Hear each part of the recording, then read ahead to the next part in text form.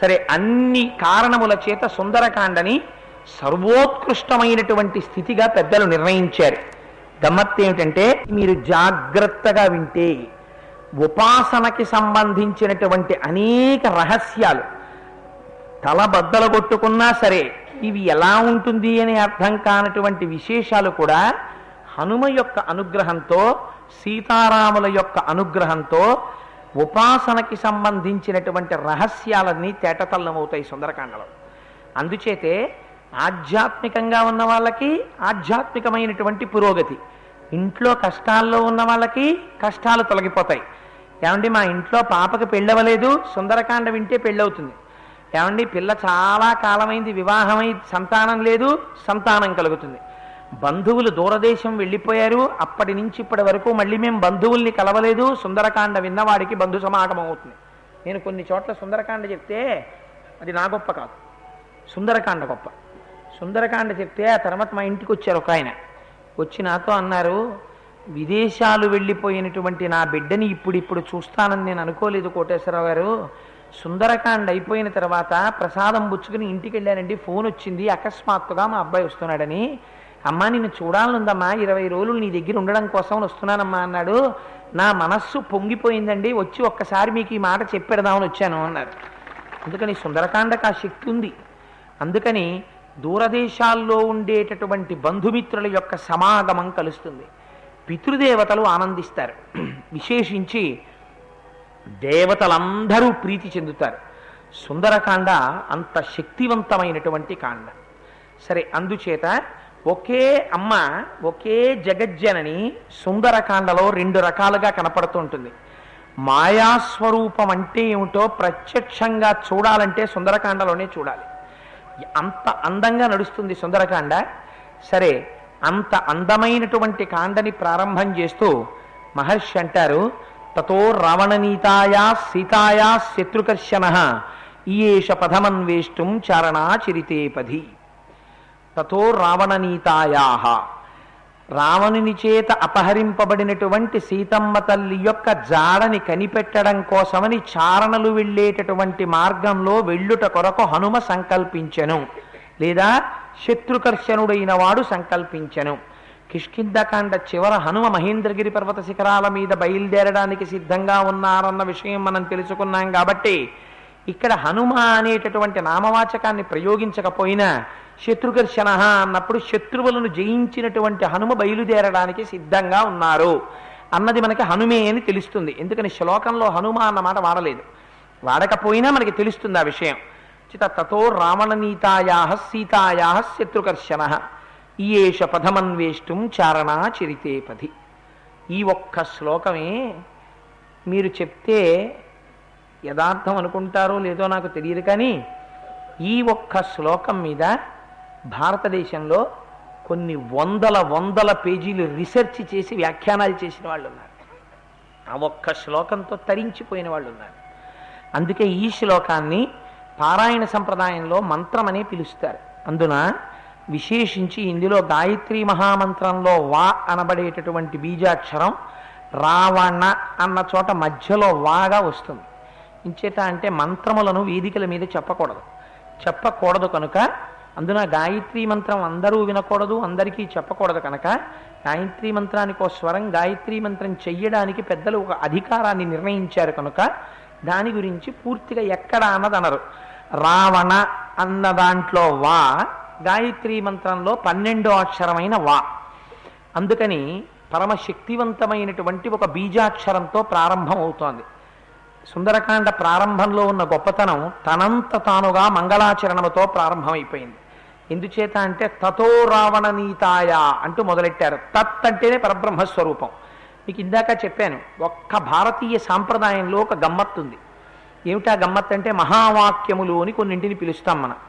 మహావాక్యము అంటే మీకు పైకి చూడటానికి రాముడు అందమైన బాలుడు అన్నాను అనుకోండి, మీకు దాని గురించి పెద్ద విశేషమైన వర్ణన అక్కర్లేదు, మీకు తెలిసిపోతుంది. ఓహో, రాముడు అందమైన బాలుడు చెప్పాడండి, అది నీవై ఉన్నావు.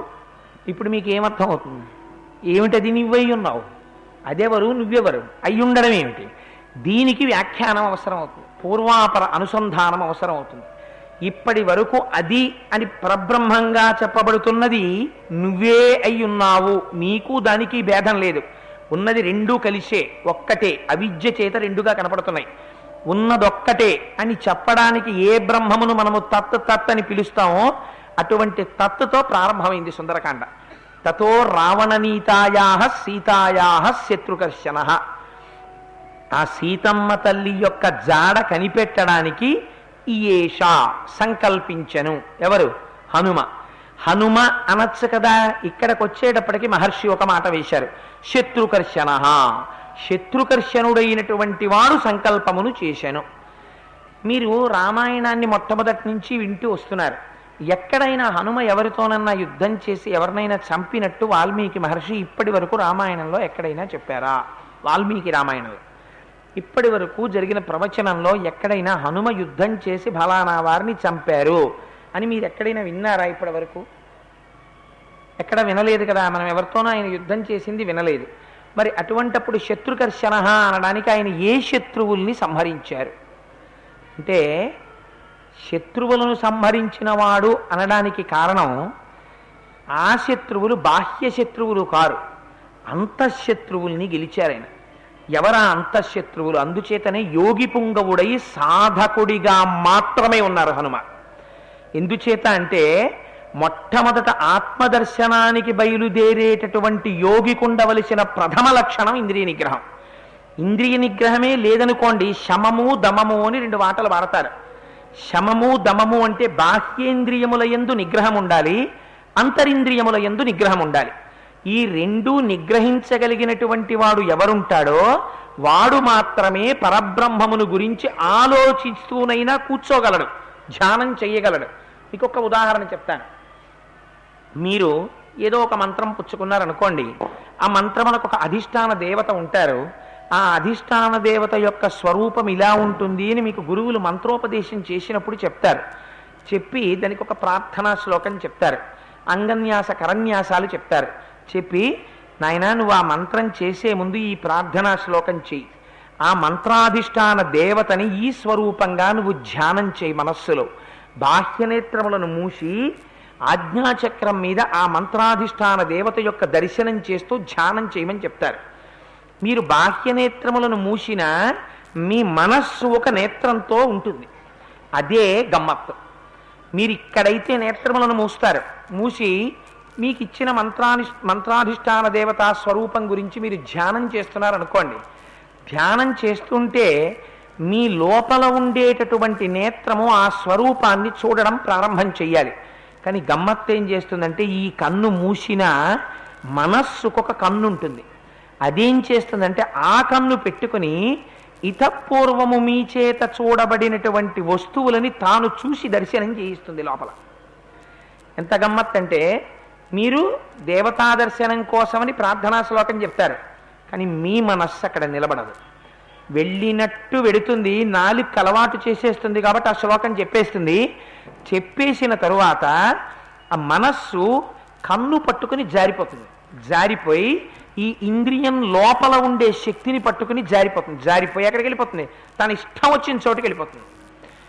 ఇలా కూర్చుని ధ్యానం చేసుకుంటున్నాం అనుకోండి, ఒక శ్లోకం చెప్పామనుకోండి, నిన్న రాత్రి వస్తూ రైతు బజార్ నుంచి వెలగపళ్ళు తెచ్చాను, ఇది వెలగపండు పచ్చడి చేస్తుందా ఇవాళ అని మీకు ఆలోచన వచ్చింది అనుకోండి, ఈ కంటితో మీరు చూడక్కర్లేదు రైతు బజార్ని. నేను హాస్యం కోసం ఈ మాటలు చెప్తున్నానని మీరు అనుకోకండి, నేను చాలా ఒక గంభీరమైన విషయాన్ని ప్రతిపాదించాలని చెప్తున్నాను. అప్పుడు మీ కళ్ళ ముందు రైతు బజార్ ఉండక్కర్లేదు, వెలగపళ్ళ బొట్టు ఉండక్కర్లేదు, వెలగ పండు ఉండక్కర్లేదు. కానీ మీ మనస్సు ఒక కన్ను పెట్టుకుని రైతు బజార్కి వెళ్ళిపోతుంది. వెళ్ళిపోయి రైతు బజార్ని చూస్తుంది. మీకు లోపల రైతు బజార్ కనపడుతుంది, వెలగపళ్ళ బుట్ట కనపడుతుంది, మీరు కొన్న వెలగపళ్ళు కనపడతాయి, మీరు తెచ్చి ఎక్కడ పెట్టారో కనపడతాయి. అది వెలగపళ్ళు చేస్తుందో కొబ్బరి పచ్చడి చేస్తుందో, రేపు నేను ఊళ్ళో ఉండను, ఎక్కడికో వెళదాం అనుకుంటున్నాను, వెలగపండు పచ్చడి రేపు కానీ చెయ్యదు కదా, రేపు అక్కడికి వెళ్ళాలి. ఎక్కడికి వెళ్ళిపోయింది? ఇవాల్టి దగ్గర నుంచి రేపటి వరకు, ఇవాళ చేసే కొబ్బరి పచ్చడి వరకు ఇన్నింటితో వెళ్ళిపోతోంది. ఇక్కడేమవుతుంది? మాల తిరిగిపోతుంటుంది, మంత్రం వెళ్ళిపోతుంటుంది. అధిష్టానము యొక్క దర్శనాన్ని చేస్తుందా? చెయ్యదు, జారిపోతుంది.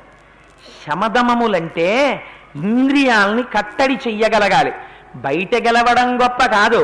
ఓ ఇల్లు కట్టుకోవడమో, ఓ తోట కొనుక్కోవడమో, ఓ కారు కొనుక్కోవడమో తక్కువని నేను అన్నాం. కానీ ఏది గొప్పది? ఇంద్రియాణి బలిష్టాని నియుక్తాని మానదా అపక్వస్య ప్రకుర్వంతి వికారాం స్థాననీకష అంటాడు వ్యాస భగవానుడు దేవీ భాగవతంలో. అన్నిటికన్నా గొప్పది తన ఇంద్రియాల్ని తాను గెలవడం. మీరు ఎంత వద్దని చెప్పండి, మీ మీద ఇంద్రియాలు పోరాటం చేస్తూనే ఉంటాయి. ఇంకా ఎన్నాళ్ళు రా బాబు ఈ రామాయణం, ఇంకా 28వ రోజో 29వ రోజో అంటాడు. వీడ సాధ్యం కోలా సాయంకాలం అయ్యేటప్పటికి వచ్చేస్తున్నాడు రామన్ నెత్తి మీదకి. 42 రోజులు పెట్టేశాడు ఈ ప్రోగ్రాము. వదిలేద్దామంటే అయ్యో మళ్ళీ వినకపోతే పాపమేమో అనిపిస్తోంది, వెళ్ళేద్దామంటేనేమో అవతల ఎన్ని సీరియల్స్ అయిపోతున్నాయో. మీకోసం కాదు మహాప్రభు, నా గురించి చెప్తున్నాను అని లోపల నుంచి ఇంద్రియాలు ప్రతి క్షణం యుద్ధమే చేస్తుంటాయి. వీటిని కట్టడి చేసి కేవలము తను ఏ విషయం మీద ధ్యానం చేస్తున్నాడో ఆ విషయం మీదే నిలబడాలి అంటే మిగిలినటువంటి భోగముల వైపుకి ఇంద్రియాలు వెళ్లకుండా వాటిని త్రోసి రాజని పక్కన పెట్టేయగలగాలి. నాకు అక్కర్లేదని ఇంద్రియాలన్నీ వెనక్కి రావాలి.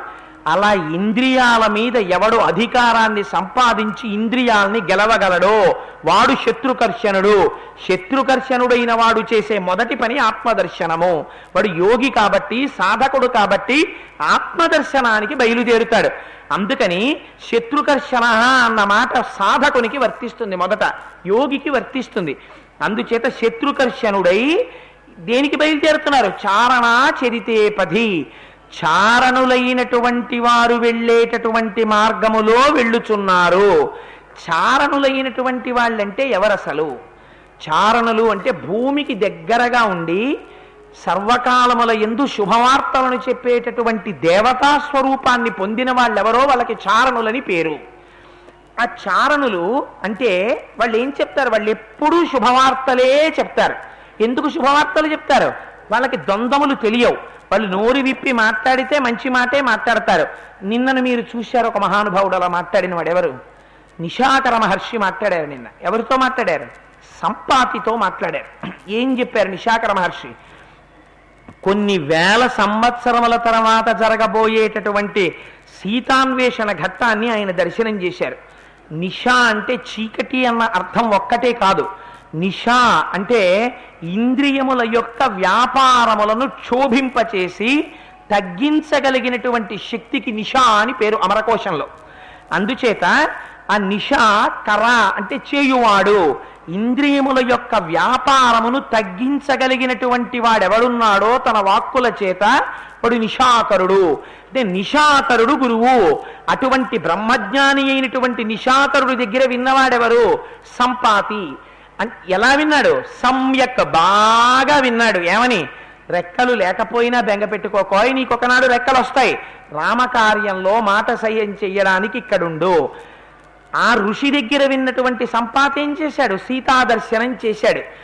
ఇవాళ హనుమ మిగిలిన వాళ్ళు లేకపోయినా సీతమ్మ అక్కడ ఉన్నది అన్న నమ్మకంతో వెడుతున్నారంటే ఎందుకు వెడుతున్నారు? సంపాతి చూశాడు.